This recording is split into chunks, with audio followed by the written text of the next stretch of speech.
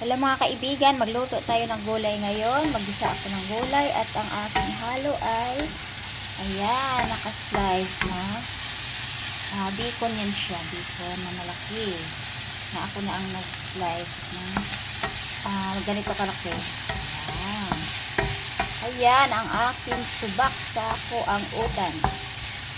Ayan, tapos ito ang aking mga hiwa na carrots. Tapos, yung Baguio beans. Ayan. Isabay-sabay ko lang yan sila sa paghalo doon. Ayan, para isang luto na rin.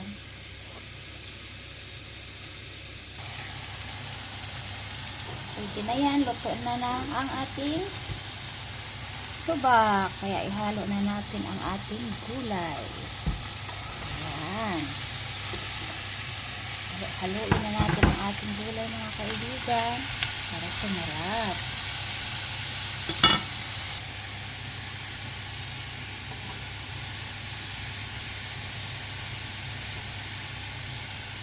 Ginisang gulay.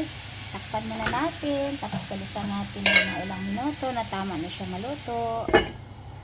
Tapos ito ang aking cubes na tinunaw. Ay halo ko yan siya sa aking gulay.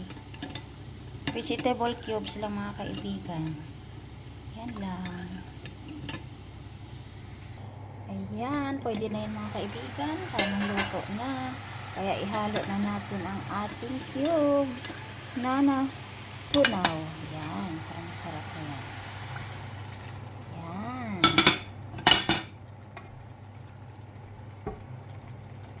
Ito sa akin mga kaibigan, tamang ano lang naman, katuwaan na mag-post sa YouTube. Yan, pag nandito sa bahay, kasi wala namang ginagawa pag walang trabaho. Ayan, video-video lang, post-post, at saka salamat sa manonood.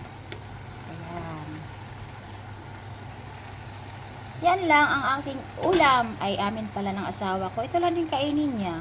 Wala na kaming ibang ulam. Tapos isa-isa lang, may gulay at saka may halong kunting, ayan, karne. Ayos na, ulam na yan. Ayan, maraming salamat.